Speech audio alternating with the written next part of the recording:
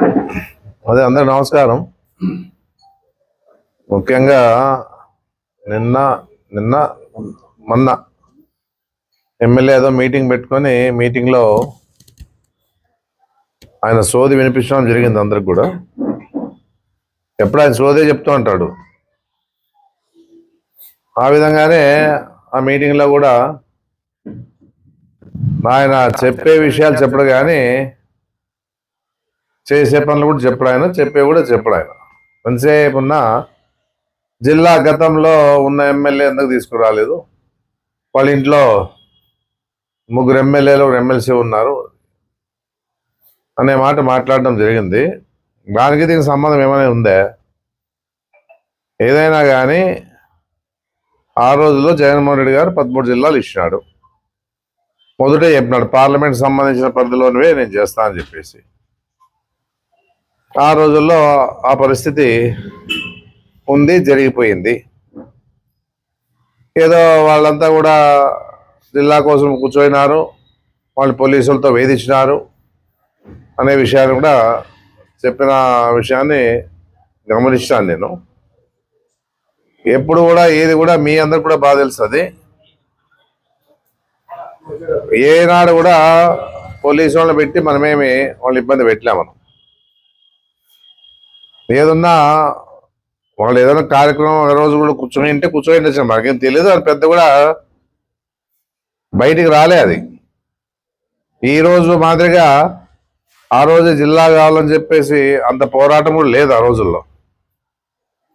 అయినా జగన్మోహన్ రెడ్డి దృష్టికి పోయేసిపోయినప్పుడు నేను 13 జిల్లాలు మాత్రమే చేస్తున్నాను, ఇంకా ముందు ఏమైనా ఉంటే చేస్తాం నేను చెప్పిన మాట వాస్తవమే. కానీ ఆ విషయాన్ని పట్టుకొని పదే పదే పదే పదే చెప్పుకుంటా, నీవు ఇప్పుడు ఎమ్మెల్యేగా ఉన్నావప్ప, నువ్వు చెయ్యి. నువ్వు ఎమ్మెల్యే కదా, ఇప్పుడు కూటమిలో ఉన్నావు, మీ ప్రభుత్వం ఉంది. ఇప్పుడు ప్రజలు కూడా రిలే నిరాదీక్షలు చేస్తా ఉన్నారు, సెంటిమెంట్ వచ్చింది. అన్ని వర్గాల కూడా జిల్లా కావాలనుకోవడం జరుగుతూ ఉంది. అంటే పక్క నియోజకవర్గాలు కూడా సపోర్ట్ చేస్తూ ఉన్నాయి. ఈ పరిస్థితిలో చేతనైతే చెయ్యి, లేకపోతే చేత కాదని చెప్పేసాయి. అంతేగాని 24 గంటలు నీ సోదినాలంటే ఉంతో కాదు. అది రోజు తెలిసిన వాళ్ళకి చెప్పచ్చు, తెలియని వాళ్ళకి చెప్పచ్చు. మూర్ఖులు ఎవరు చెప్తారు? మూర్ఖులు చెప్పాలంటే చాలా కష్టము. ఎంతసేపు ఉన్నా మీరు ఎందుకు చేయలేకపోయినా, మేము చేయలేదయ్యా నువ్వు చెయ్యి, మేము చేయలేదు నువ్వు చెయ్యి, వద్దంటాం ఎవరన్నా.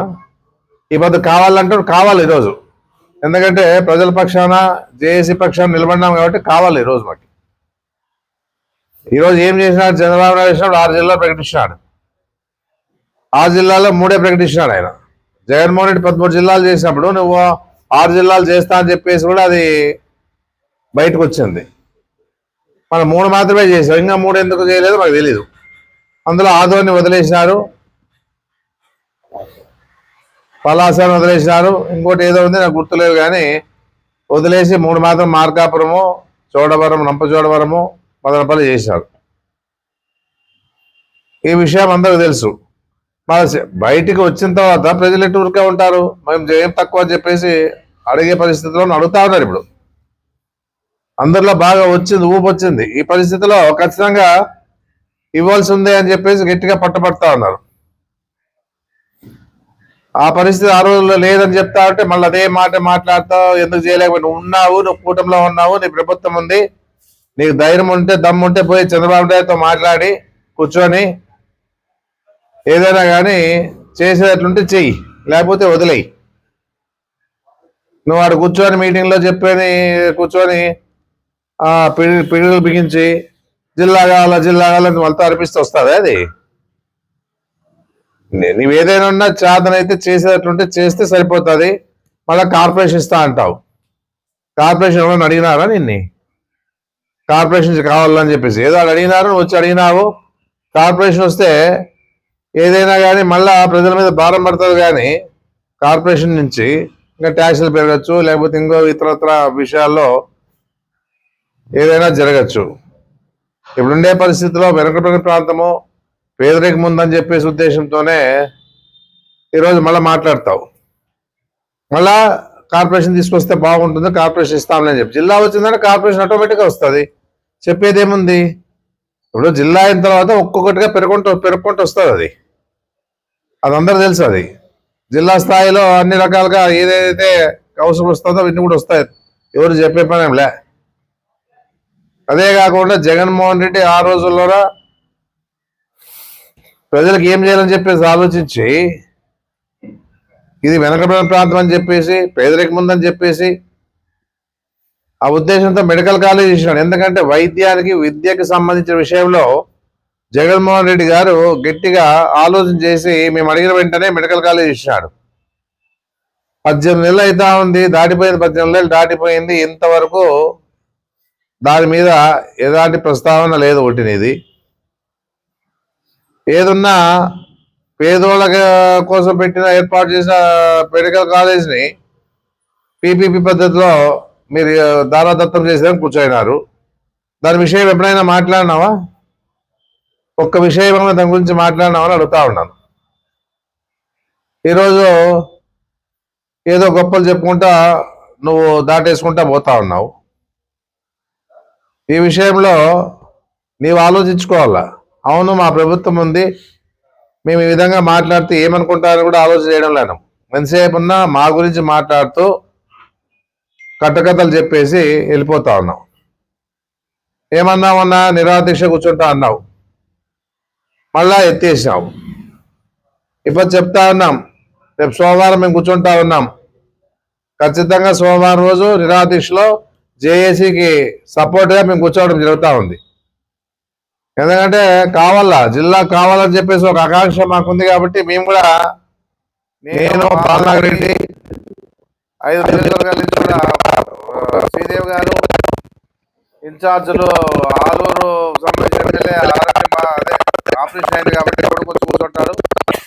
ఇక్కడ ఇన్ఛార్జ్ ఎవరైతే ఉన్నారో ఇమ్యూనిటీ వాళ్ళు వచ్చి కూర్చుంటారు. ఖచ్చితంగా సోమవారం రోజు కూర్చోవడం జరుగుతూ ఉంది. ఎందుకంటే వాళ్ళకి సపోర్ట్ చేయాలి ఇప్పుడు. ఎందుకంటే అవసరం ఇది. ఆదోని ప్రజలకి జేఏసీ ద్వారా చేసే కార్యక్రమాలకి జనంలో సెంటిమెంట్ ఉంది. కాబట్టి ఖచ్చితంగా మేము కూర్చొని తీస్తామని చెప్పేసి కూడా చెప్పడం జరుగుతూ ఉంది. ఈరోజు ఒకటే అవుతాను, మెడికల్ కాలేజ్ చేయకపోయినా మీరు ఏ విధంగా కూడా దాన్ని ఆలోచన చేయకపోయినా మాటలు మాట్లాడేది వదిలేయండి. నువ్వు చేస్తే చెయ్యి. ఈసారి ఖచ్చితంగా చెప్తాం, మా గవర్నమెంట్ వస్తే మాత్రం వదిలే పరిస్థితి లేదు. ఏదున్నా కూడా మెడికల్ కాలేజ్ కూడా ప్రైవేట్ పరంగా కాకుండా ప్రభుత్వ పరంగా నడిపేది ఒకటి. రెండోది, మేము జిల్లా మీరు చేయకపోతే మేము ఖచ్చితంగా చేస్తాం. ఇది వదిలే ప్రసక్తే లేదని చెప్పేసి ఇప్పుడే చెప్తా ఉన్నాం గట్టిగా.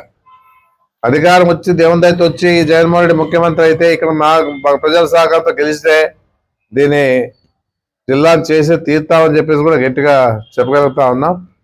ఏదున్నా ఏ సమస్య ఉన్నా వదిలే పరిస్థితి లేదని చెప్పేసి కూడా నేను చెప్పడం జరుగుతూ ఉంది.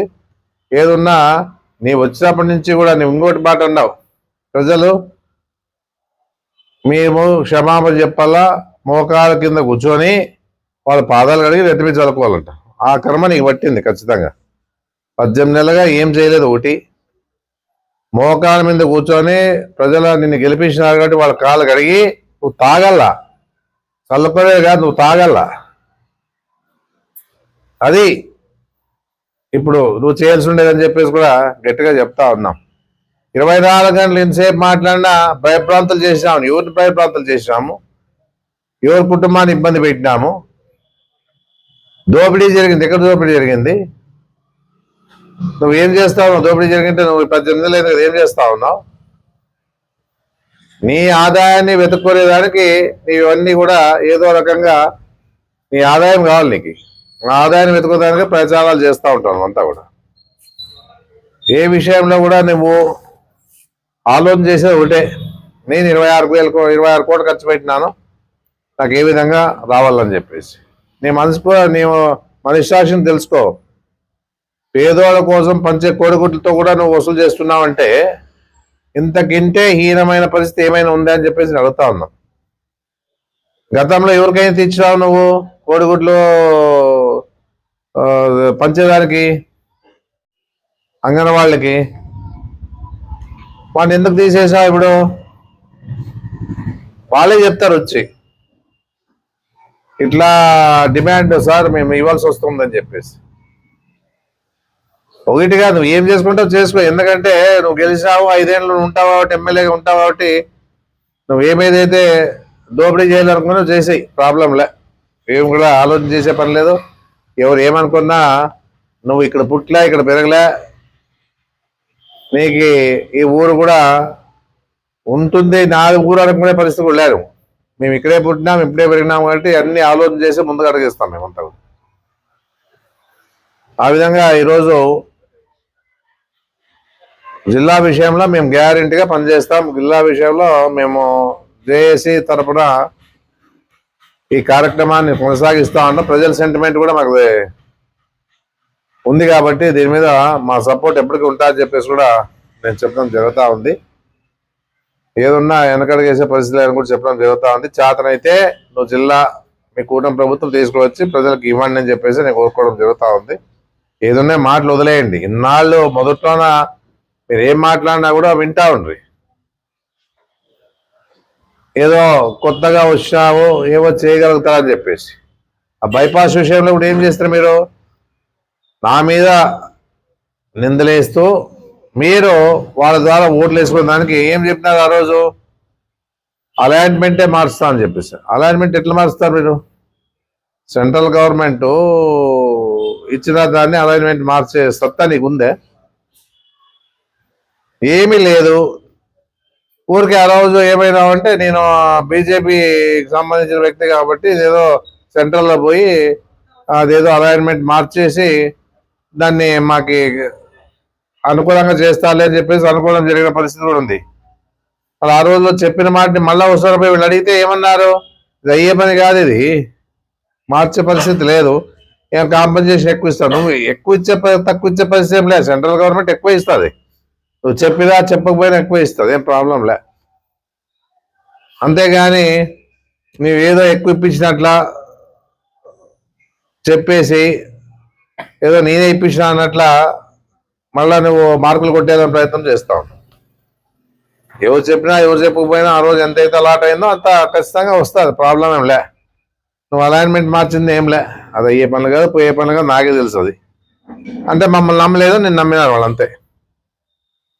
ఏదన్నా ఇవన్నీ కూడా ఈ పద్ధతిలో ఈరోజు ఆదోళన నడుస్తా ఉన్న పరిస్థితి. ఏమని చేసేదంటే చెయ్యి. ఊరు 24 గంటలు మా గురించి ఎందుకు మాట్లాడాల్సి వస్తూ ఉంది అనేదే మేము చెప్పడం జరుగుతూ ఉంది. ఏదున్నా ఆదోళన డెవలప్మెంట్ చేసే విషయంలో మేము అన్నీ చేసినాం. ఎంత చెయ్యాలో చేయగలిగినామో చేయగలిగినాం. రాజశేఖర్ గారు ఉన్నప్పుడు చేసినాం, జగన్మోహన్ రెడ్డి టైంలో చేసినాం. ఏదున్నా కూడా ప్రజలకు తెలుసు బాగా. అది ఏదున్నా ఎవరు ఏం చెప్పినా అది ప్రజలు తెలుసుకోలేని పరిస్థితి లేదు. ప్రజలను అమాయకంగా అనుకుంటున్నాం. ఆదోళన ప్రజలు చాలా ఆలోచించే వ్యక్తులు మన వాళ్ళంతా కూడా. నువ్వు చెప్పిందంతా వింటాలే అని చెప్పేసి కాదు. ఎందుకంటే నీ మీటింగ్ ఆ రోజు ఉంది కాబట్టి పిడికలు బిగియండి, ఆదోళన జిల్లా కావాలని ఊరికే చెప్పిస్తూ వస్తుంది. అది ఏదన్నా కూడా పనితనం ఉండాలి, కానీ ఆ పనితనం లేకోకుండా మాటలతోనే సరిపోయే పరిస్థితి చూసినారు. విసుగొచ్చింది, అయిపోయింది. ఇది ఇలాంటి ఎమ్మెల్యేని ఇన్నేళ్లలో ఎవరు చూసింటారు? వీళ్ళు ఏదున్నా చెయ్యొచ్చు, చేయకపోవచ్చు, దాని గురించి ఆలోచన చేయలే ఎవరు కూడా. ఇష్టానుసారంగా నోటుకు వచ్చేట్లు మాట్లాడితే యువతలేమే పడతా అనుకుంటున్నావా నువ్వు? పాసార్తే బాగా మాట్లాడేది తెచ్చుకో. నువ్వు పని ఏదంటే చెయ్యి, నీకు చేత అయితే చెయ్యి, లేకపోతే మేము వచ్చినాక చేసుకుంటాం. ఇంకా మిగిలినవి ఏమైనా ఉన్నా చేసుకుంటాం. ముందు ఈద్గాకి ఆ రోజుల్లో సెంటిమెంట్ మైనార్టీలకి ఈద్గాకి సంబంధించిన ఫండ్స్ రిలీజ్ అయిపోయి ఐటీఐ కాలేజ్ కూడా మైనార్టీకి సంబంధించిన ఐటీఐ కాలేజ్ వచ్చింది కాబట్టి దానికి తగ్గట్టుగా ఏ స్టాఫ్ తీసుకొని రా. షాదీఖానా కూడా అన్నావు, షాదీఖానా కూడా డబ్బులు రిలీజ్ అయిపోయి ఏదున్నా మన డిగ్రీ కాలేజ్ తీసుకొచ్చాము. డిగ్రీ కాలేజ్ కూడా 5 ఎకరాలు ఆల్రెడీగా అప్పటికే అలాట్ చేశాము. దాంట్లో నా బిల్డింగ్ కట్టి ఇంకా చేసే పనులు ఉన్నాయి కాబట్టి ఇంకా దండిగా ఉన్నాయి. మా వరకు ఏదైతే చెప్పడం జరిగింది, చేయడం జరిగింది. ఏదైనా ఉన్నా సెంట్రల్ శాంక్షన్ చేసింది.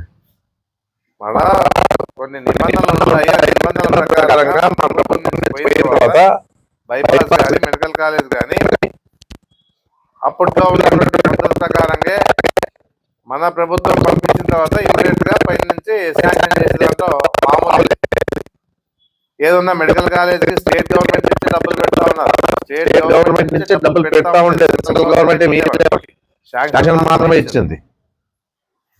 బైపాస్ సెంట్రల్ లోన ప్రభుత్వం మన స్టేట్ గవర్నమెంట్ కూడా భాగస్వాములు అయిన తర్వాత నేషనల్ హైవే ఉండే పరిస్థితిలో మనకి ఇవ్వడం జరిగింది.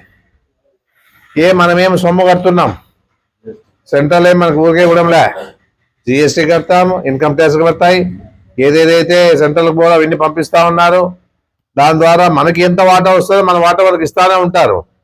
దాని గురించి సెంట్రల్ బీజేపీ గవర్నమెంట్ ఇచ్చింది, బీజేపీ గవర్నమెంట్ మనం కప్పం కడతా ఉన్నాం కాబట్టి వాళ్ళు మనకి ఇస్తారు.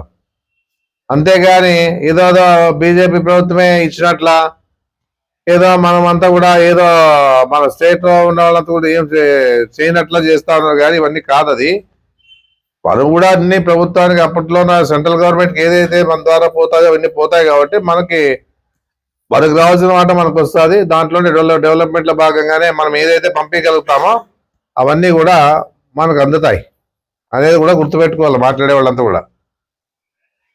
ఏదున్నా కూడా ఒకటే చెప్తా ఉన్నాను, సెంటిమెంట్ వచ్చింది ఆదోనికి జిల్లా కావాలని చెప్పేసి.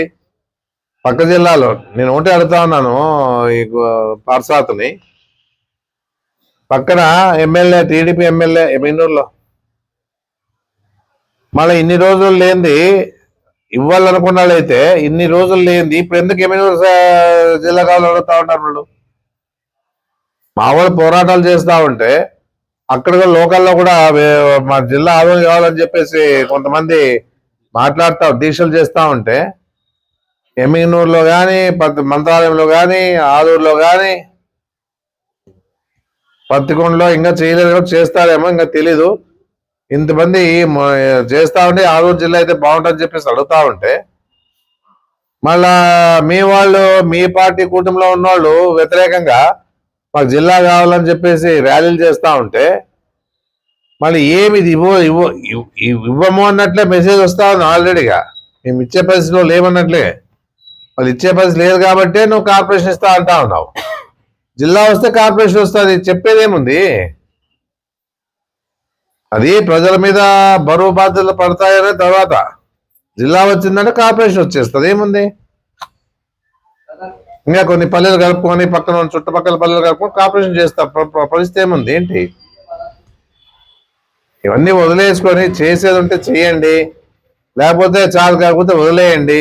అంతేగాని ఏదో ఉంది కదా అని చెప్పేసి, మైక్ ఉంది కదా అని చెప్పేసి, ముందు మీడియా ఉందని చెప్పేసి మాట్లాడే మాటలు వదిలేయండి. ఎందుకంటే ఇది చూసి చూసి అందరికీ విసుగు వచ్చిన పరిస్థితి కూడా చూస్తా ఉన్నాము. మా బాధ్యతగా మేము రేపు సోమవారం రోజున జిల్లా కావాలని చెప్పేసి మేము సపోర్ట్ చేస్తూ జేఏసీకి సపోర్ట్ చేస్తూ కూర్చుంటాము.